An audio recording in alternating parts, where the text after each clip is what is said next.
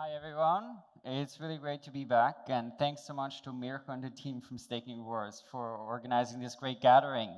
So I'm going to talk a little bit about staking in general, and then talk about a few of the products we've been working on and some of the ways we've been working on maximizing staking rewards on different networks. So just briefly about myself, I've been in crypto since 2013 and kind of involved in staking since 2017 when I was involved in Cosmos, and then started Chorus One a bit over 7.5 years ago as one of the first proof of stake companies. We focus on working with all kinds of institutions and individuals to help them, provide staking services and yield on, all of the top staking networks.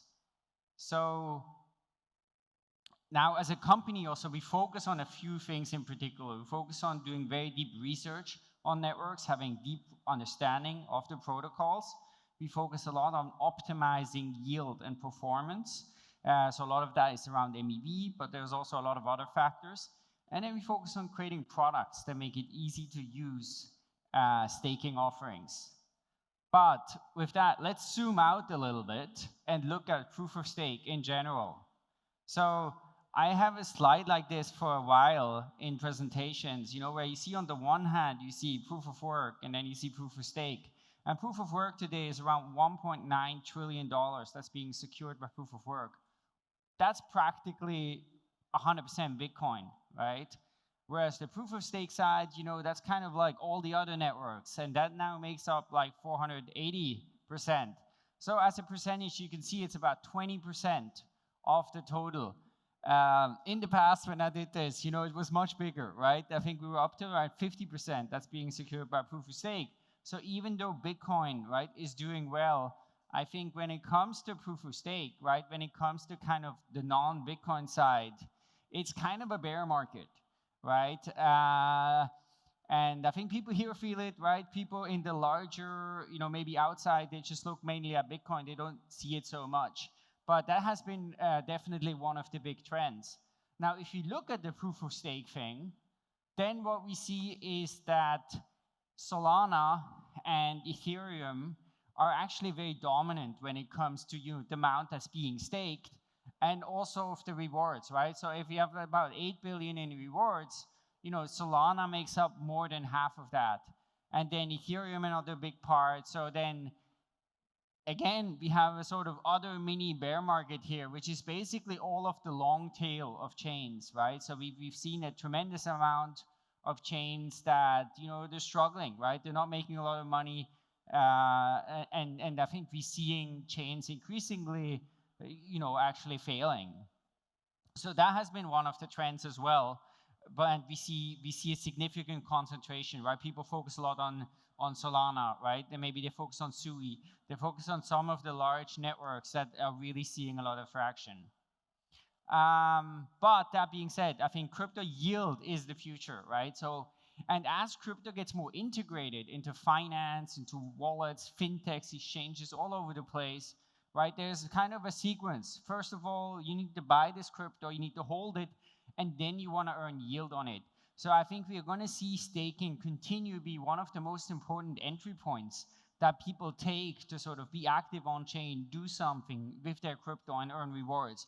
So I think that is here to stay, and I think that is one of the most important trends. So let's talk about a few of sort of the different staking products and the different innovations we see around staking products. So Ethereum, even though Ethereum has been in kind of a downtrend, right? The energy in Ethereum has not been the best. But when it comes to staking products, I think Ethereum is still the top, right? You have the most innovation around staking products on Ethereum. And of course, restaking is one thing. Restaking was very hot. But what we have seen now is that the rewards have come down quite a lot. So normal staking is like 3%. If you do restaking with Eigenlayer, maybe you get to like 3.8% or something like that, right? So you earn some of the eigen yield. You may earn some ABS yields, although those are very low. And so that's kind of the situation with restaking at the moment. On our side, we have two different products here. We have a pool that's for eigenlayers, so you can restake there. And we have a pool together with Gauntlet for Symbiotic. Of course, Symbiotic, maybe there's more upside, right? Since these are all points still, we don't know how many tokens it's going to be, but that's kind of the situation. And I think in general in restaking, we are seeing that there's a bit of a retraction of the narrative because we are not seeing the revenues from the ABSs to really provide sufficient return for all the capital that's being restaked. So for us, a significant focus has actually been on another Ethereum product for us. We have this vault with StakeWise, and that has also a feature that allows you to do loop staking. And that's pretty interesting, right? So with loop staking, you can basically take your initial ETH, you can borrow against it on Aave, and you can stake that. And then you do have some borrowing cost, but because the borrowing cost is lower than what you earn on the staking yield, you can earn much higher yield. So that kind of differs a little bit how much it is. But for example, recently we had a bunch of very outsized events where people would earn like 150% APY for a while. But in general, maybe it's something like 7 to 8%. So I think this kind of loop staking is pretty interesting. And I think we're also starting to see some of that on chains like Solana as well. So talking about Solana, I think for anyone in the staking industry is probably aware that Solana has been the place where we've had the most activity, the highest rewards, and the most lucrative things going on. And in Solana, also the revenues kind of break down into a few different things. We have, of course, normal inflation.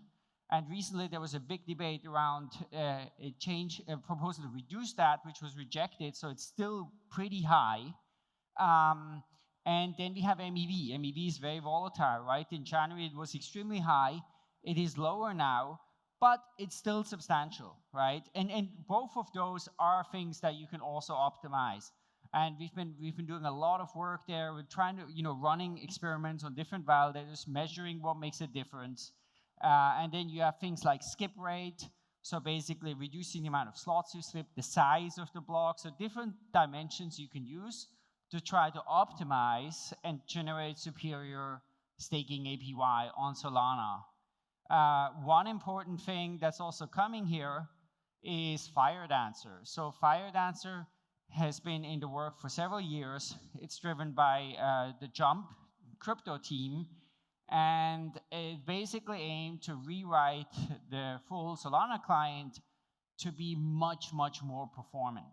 And FireDancer at this point is, or in some version, right, is actually there, it's live. We've been running it on mainnet with some validator, gathering early data, seeing how it performs. In some ways it performs better, in some ways worse, but it's definitely it's going to be a very powerful thing once it's fully ready.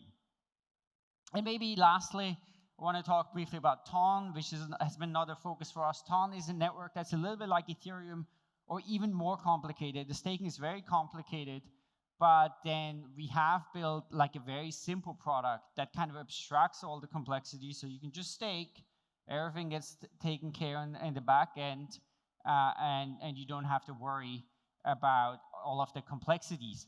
A little bit like in Ethereum, right? Where it also used to have like every 32 ETH, a new validator, like a lot of that complexity today can be abstracted away. And leading also, we're able to optimize APY as well to be able to generate higher APY for the stakers here. So these are a few of the product things. Now, just a few thoughts on where is staking overall? I think the integration of crypto into TradFi, into fintech product, into all kinds of places is one of the most important trends. And I think staking is really at the forefront there, because staking is like the least complex, lowest risk source of yield. So anyone that kind of has staking or has crypto in their service wants to do that. So I think we're going to see staking play a major role in sort of driving crypto usage forward. I think we're also going to see a consolidation in the industry, because it's hard to work with so many protocols, hard to work with all these different industries. have a lot of the services and the quality that institutions expect on scale. So I do expect that, it will really be, you really need to be one of the top companies to be able to compete efficiently in this industry. And otherwise, I think it's going to be a hard business. And I think we've seen some signs of this consolidation already, but I think that's going to accelerate. And then I think the combination of DeFi plus staking is going to be very important. I mentioned our looped staking product earlier, which is an example of that. But I think there's going to be many more examples of that, where people will, look for yield in different ways, and there will be ways that maybe some of the stake position can be used to borrow against it. Maybe that's used to earn some yield, so to generate better yield. It's not easy to make that user-friendly and easy, convenient to use, but I think there's a lot of upside there. And then I think lastly, maybe when it comes to the sort of yield bucket, I think we're going to see a tremendous amount of competition here from stablecoin yield, RWA, a lot of these areas where I think a lot of energy and attention is going to go in. Because when we saw the initial thing of the staking market, right, we've seen that the staking market has actually shrunk as a tile of the total market. So of course that also means the staking revenues have shrunk and the earnings there. So I think stable coins and RWA are things that kind of jump in and get a lot of the attention here. So yeah, that's it. Thanks so much. If you're interested, feel free to get in touch and enjoy the rest of the conference.